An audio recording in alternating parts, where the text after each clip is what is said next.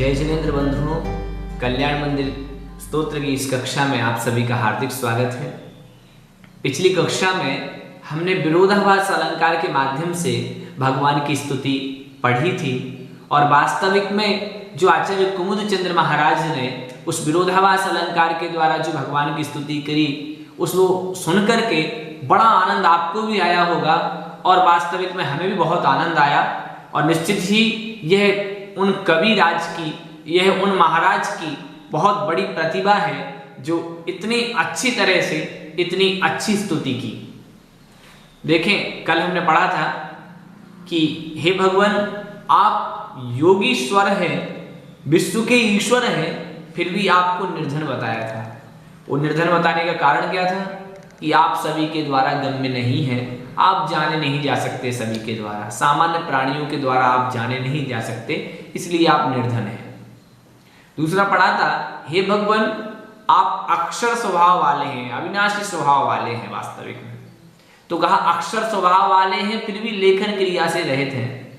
तो उसका विरोधाभास में जब परिहार हुआ तो मालूम चला कि भगवान तो आकार रहित हैं, अतः कैसे इनको अक्षरों में निबद्ध किया जाए। और तीसरी पंक्ति पढ़ी थी कि हे भगवान, आप अज्ञानी हैं, अर्थात आपके अंदर ज्ञान नहीं है, फिर भी आप तीनों लोगों को कैसे जानते हैं, कैसे देखते हैं। यहाँ थोड़ा सा आश्चर्य होता है, तो उसका भी परिहार किया गया था कि निश्चय ऐसे तो भगवान सिर्फ अपने को ही देखते हैं, परंतु वह सर्वज्ञ हैं, व्यवहार नय से, और व्यवहार नय से सारी क्रियाएं, जो भी विश्व में चराचर जगत में जो भी क्रियाएं हो रही हैं, जो भी सभी द्रव्यों की जितनी भी पर्यायें हैं, वो सब पर्यायें एक साथ उनके ज्ञान में झलकती हैं। इसका परिहार हमने इस माध्यम से किया था। आज हम थोड़ा सा और आगे चलें। हम सभी जानते हैं कि पार्श्वनाथ भगवान के ऊपर घोर उपसर्ग हुआ और उस घोर उपसर्ग को सहन करते हुए भी पार्श्वनाथ भगवान ने अपनी समता को नहीं त्यागा। और आज वास्तविक में देखें, ऊपर जो विराजमान पार्श्वनाथ भगवान हैं वो भी एक समता के प्रतीक हैं कि वास्तविक में साम्य भाव धारण करके भी अपने कर्मों पर विजय पाई जा सकती है। अर्थात जितना जितना साम्य भाव हमारे अंदर प्रकट होगा उतने ही कर्मों से लड़ने की शक्ति हमारे अंदर विद्यमान होगी। इस प्रकार की शिक्षा वास्तविक रूप से हमें दे रहे हैं, साक्षात रूप से दे रहे हैं पार्श्वनाथ भगवान। पार्श्वनाथ भगवान की वह मूर्ति हमें सिखा रही है कि समता परिणाम रखें, जब भी जितने भी संकट आए उन सभी संकटों में अपनी समता को न खोते हुए एक उस प्रकार के भाव रखें जिस प्रकार के भाव पार्श्वनाथ भगवान ने रखे। तो आइए चलते हैं उन्हीं उपसर्गों के बारे में। अब हम थोड़ा सा आगे बढ़ेंगे, उन उपसर्गों के बारे में जानेंगे, कैसे कमठ ने उपसर्ग किए और पार्श्वनाथ भगवान ने कैसे उनको सहन किया। सर्वप्रथम उच्चारण, प्राग्भार संभृत नभांसि रजांसि रोषा दुत्थापितानि कमठे न शठे नयानि छायापितैस्तव ननाथ हता हताशो ग्रस्तस्त्वमीभिरयमे व परम दुरात्मा। इस प्रकार से इसका उच्चारण है। देखें, कहाँ कठिन पद हो सकते हैं वहां थोड़ा सा ध्यान देंगे तो हमारे जो उच्चारण में स्खलन है वो गायब हो जाएगा। देखें, प्राग्भार संभृत नाभांसी एक पद है, आपको अलग अलग करके नहीं बोलना है। प्राग्भार संभृत नाभांसी इस प्रकार से बोलना है। दुत्थापितानि, उत्थापितानि नहीं बोलना, नहीं तो वो संधि हो जाएगी। दुत्थापितानि ऐसा ही बोलना है। तैस्तव, तैस्तव पूरा बोलना है आपको, तैस्तव। ग्रस्तस्त्वमीभिरयमेव इस प्रकार से बोलना है। ग्रस्तस्त्वमीभिरयमेव पूर्ण पद, ग्रस्तस्त्वमीभिरयमेव इस प्रकार से बोलेंगे तो हमारा उच्चारण शुद्ध हो जाएगा। देखें, एक एक शब्द का अर्थ, एक एक शब्द का अर्थ जानने के लिए सर्वप्रथम हमें पदच्छेद की आवश्यकता पड़ेगी, सर्वप्रथम संधि पद की आवश्यकता पड़ेगी। अतः पहले हम पदों को तोड़ लेते हैं, उसके बाद अर्थ जानेंगे, फिर अन्वय पूर्वक, फिर हम द्वारा उसका पूर्ण अर्थ भावार्थ जानेंगे। प्राक अर्थात होता है प्रचुर। एक प्राक का अर्थ पहला भी होता है कि पहले, इस प्रकार से अर्थ भी होता है। एक प्राच का अर्थ प्राची दिशा भी होता है, लेकिन यहाँ पर जो अर्थ है वो है प्राचुर्य रूप से, संपूर्ण रूप से, संपूर्ण ऐसा अर्थ लेना है इसका, प्राचुर्य अर्थात प्रचुरता से, भार अर्थात भार को, संभ्रत समपूर्वक भ्री धातु से बना, तो संभ्रत अर्थात अच्छी तरह से धारण किया। नभांसी, नभ का अर्थ होता है आकाश, तो नभांसी बहुत सारे आकाश का ही बहुवचन बना दिया, तो कहा नवांसी आकाश। रजांसी कहा, रज कहते हैं हम धूल को, और रजा रजसी रजांसी मतलब बहुत सारे धूल के कण। रोषात यहाँ पर संधि होगी, तो प्रागभार संभ्रत नभांसी कोई संधि नहीं, रजांसी कोई संधि नहीं, रोषात यहाँ संधि, रोषात उत्थापितानि बराबर रोषाद उत्थापितानि, कमठेन शठेन यानी कोई संधि नहीं, छाया अपि यहाँ संधि हो सकती है, छाया अपि। तहि तव, तैस्तव में तहि तव विसर्ग आ जाएगा तो बनेगा तहि तव बराबर तैस्तव। हताशः यहाँ पर संधि होगी, हता के बाद हताशः जो पद है वहाँ पर संधि होगी, विसर्ग आ जाएगा, हताशः यह पद बन जाएगा। फिर देखें ग्रस्तः, चतुर्थ पंक्ति में ग्रस्तः त्वम, इस प्रकार से ग्रस्तः त्वम अमीभिः, ग्रस्तः त्वम अमीभिः अयम एव, इस प्रकार से यहाँ पर संधि होगी, बाकी कहीं पर भी संधि पद नहीं है, बस इतने ही संधि पदों को हमें ध्यान में रखना है। अब हम एक एक शब्द का अर्थ जान करके अन्वयार्थ की और प्रवृत्ति करेंगे। प्राक अर्थात प्रचुरता से, संपूर्ण रूप से, भार अर्थात भार, भार आप सभी जानते हैं वजन। संभ्रत, सम अर्थात अच्छी तरह से, भ्रत अर्थात धारण करना, तो अच्छी तरह से धारण कर लिया। नभांसी अर्थात आकाश, नभांसी अर्थात आकाश, नभः नभसी नभांसी, आकाश को ही नभांसी बोलते हैं। रजांसी, रज, रज अर्थात धूल, और रजा रजसी रजांसी अर्थात धूल के बहुत सारे कण। रोषात अर्थात क्रोध से, अमर्ष से। उत्थापितानि अर्थात उठाए। कमठेन, कमठ के द्वारा। शठेन, अब कमठ का विशेषण दे रहे हैं शठेन, शठ अर्थात दुष्ट, मायावी, खलह, दुष्टः, पापी, ऐसे उस कमठ के द्वारा। यानी अर्थात जो, छाया अपि अर्थात छाया भी, तहि अर्थात उसके द्वारा, तब अर्थात तुम्हारी, ना अर्थात नहीं, नाथ संबोधन, हता अर्थात नष्ट की गई, हताशः अर्थात हत, आशा हतः यस्य सः हताशः, आशा जिसकी नष्ट हो चुकी है उसे हम बोलते हैं हताशः। ग्रस्तः अर्थात ग्रस्त हुआ। त्वम अर्थात तुम, अमीभिः अर्थात इनके द्वारा, अयम अर्थात यह, एव अर्थात ही, परम अर्थात किंतु लेकिन, दुरात्मा अर्थात पाप से सहित है जिसकी आत्मा, इसको कहते हैं हम दुरात्मा। तो दुष्ट, पापी, खलाह, वो जो ही है वो सब पर्यायवाची आप लगा सकते हैं, मूर्खः, दुष्टः, खलाह, मायावी एवं एवं।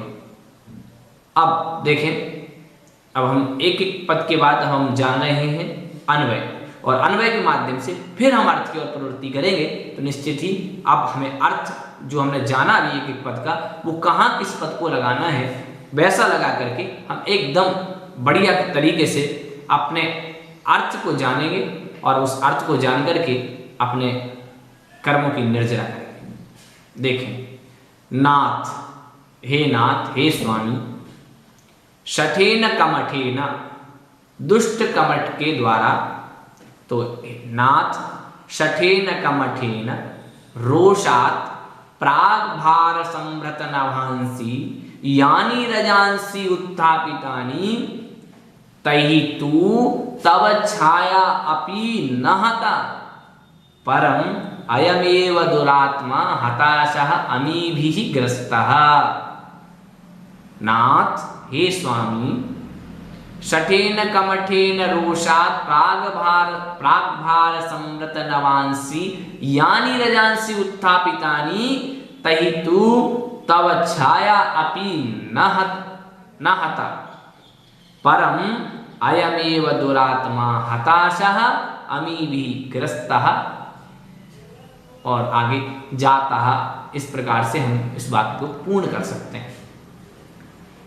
तो देखें, अब हम जानेंगे, नाथ, हे स्वामी, हे भगवान, शठेन कमठेन, शठ अर्थात दुष्ट, मायावी, खलह, तो ऐसे खल, शठ के द्वारा, ऐसे मूर्ख, कमठेन, कमठ के द्वारा, कमठ का ही विशेषण है शठ, तो ऐसे उस कमठ के द्वारा, रोषात अर्थात क्रोध से, क्या हुआ, प्राग भार संवृत नभांसी, प्राग अर्थात प्रचुरता से, भार, प्रचुर मतलब पूर्ण रूप से भार को उठा लिया जिसने, और संभृत नभांसी, तो पूर्ण रूप से उसने उठा लिया, अर्थात पूर्ण रूप से धूल को उठाया, तो क्या हुआ, संभृत नभांसी, अर्थात नभांसी अर्थात जो आकाश था वो पूर्ण तरह से, अच्छी तरह से सारा का सारा आकाश जो है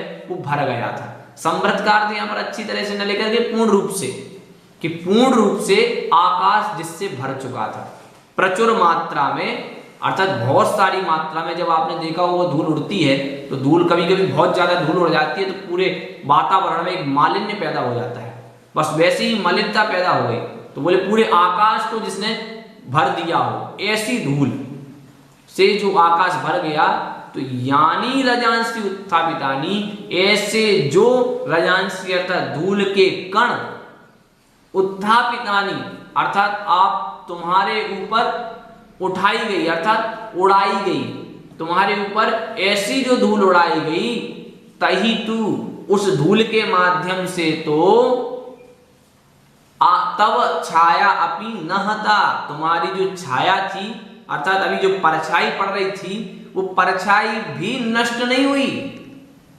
परम, तो फिर क्या हुआ, किंतु अयम एव दुरात्मा, अयम अर्थात यह, एव अर्थात ही, दुरात्मा अर्थात पाप बुद्धि वाला दुष्ट पुरुष, वह कमठ, हताशः अर्थात हता हो चुकी है आशा जिसकी, मर चुकी है आशा जिसकी, ऐसा वह अमीभी अर्थात अमीभी रजो रज कण ही, अर्थात यह रज कणों से, कैसी रज कण, कर्म रूपी रज, ऐसे ही नहीं रज, यहां पर जो ऊपर रज दिया था तो अमीभी के साथ लगाना है आपको, रजोभी कही तो कहा रजोभी, तो रजोभी कैसी रजोभी, कर्म रजोभी, कर्म रूपी रजो के माध्यम से उल्टा यह स्वयं ही ग्रस्त अर्थात पकड़ा गया, जकड़ा गया, ग्रहण किया गया, अर्थात आपका तो कुछ नहीं हुआ भगवान, अपितु प्रत्युत उल्टा इसके ही साथ कर्मों का बंद और हो गया, ऐसा यहां पर कह रहे हैं।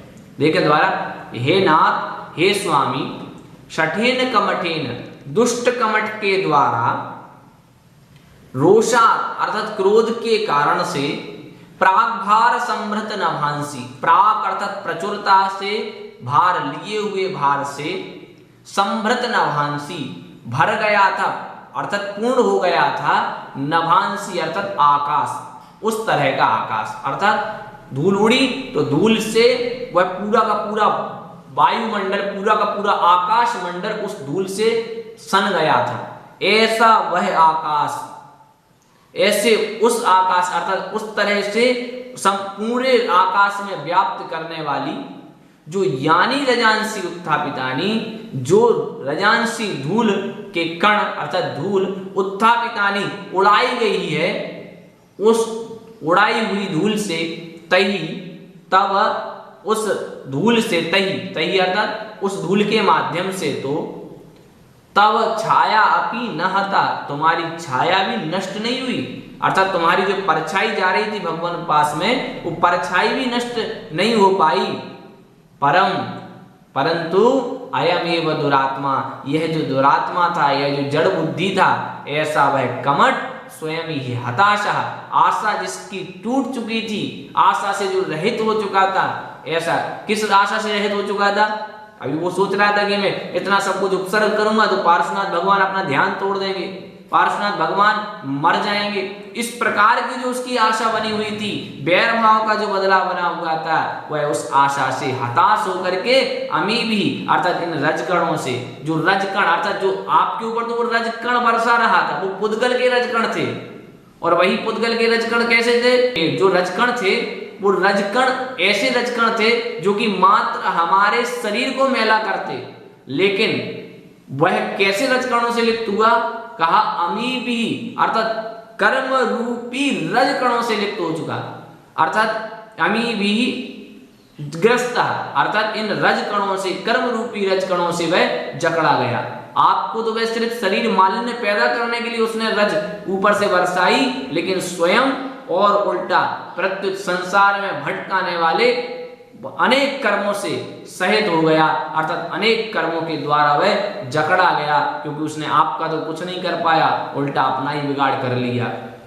तो कहते हैं कि हे स्वामी, जो कमठ के द्वारा, मूर्ख जड़ बुद्धि कमठ के द्वारा क्रोध के कारण से इतने सारे भार को वहन कर ले, ऐसे आकाश में संपूर्ण आकाश जो भर जाए, जिससे ऐसी धूल जो आपके ऊपर उड़ाई गई, उससे आपकी छाया भी नष्ट नहीं हुई, परंतु वह जो दुष्ट कमठ था, उस कमठ को ही अर्थात वह कमठ ही हताशा अर्थात आशा से रहित हो गया और इन कर्म रूपी रज कणों से लिप्त हो गया।